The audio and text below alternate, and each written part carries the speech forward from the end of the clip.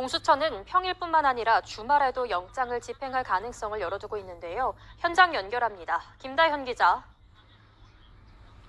네, 고위공직자 범죄수사처입니다. 네, 아직 이른 시간인데 지금 거기 분위기는 어떻습니까? 네, 오늘은 공수처가 지난 7일 윤 대통령에 대한 체포영장을 다시 발부받고 처음 맞는 주말인데요. 오늘도 공수처 검사 등은 출근 예정이지만 체포영장 집행과 관련해서는 아직 뚜렷한 움직임이 없습니다. 공수처는 경찰과 협의를 이어가며 구체적인 집행 계획을 수립하고 있는 것으로 알려졌습니다. 네, 윤 대통령의 체포영장의 유효기간이 공식적으로 확인되진 않았지만 2주가량인 것으로 전해졌는데요. 주말인 오늘도 집행 가능성이 있습니까? 네, 지난 7일 재발부된 영장은 평일뿐만 아니라 주말 그리고 야간에도 집행이 가능합니다. 그런 만큼 주말인 오늘도 물론 영장 집행 가능성 열려 있습니다.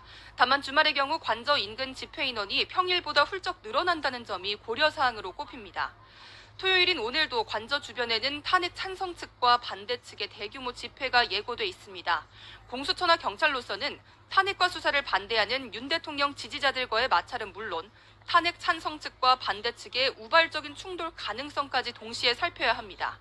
때문에 주말 사이 영장 집행 가능성이 작아 보이기는 하지만 그렇다고 완전히 배제할 수도 없는 상황으로 보면 될 것 같습니다. 네, 어제 경찰 조사를 받은 박종준 경호처장의 사직서가 수리됐는데요. 공수처의 체포영장 집행에 영향이 있을까요? 네, 공수처는 박종준 경호처장이 경찰 조사를 받다 물러난 것이 체포영장 집행 계획에 영향을 줄 게 없다는 입장입니다. 윤 대통령에 대한 체포영장을 성실히 법과 원칙에 따라 집행한다는데 변함이 없다는 겁니다. 그러나 일각에선 수장 공백 사태로 경호처 내부 분위기가 다소 어수선해진 점을 공수처가 고려할 수도 있다는 관측이 나오는 것도 사실입니다.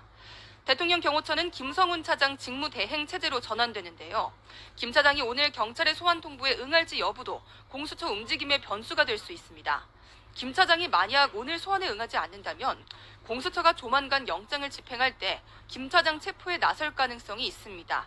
다만 이른바 강경파인 김 차장을 중심으로 경호처가 더 결집할 거란 관측도 있는데 이럴 경우 재집행 때도 강한 충돌을 피하기 어려울 전망입니다.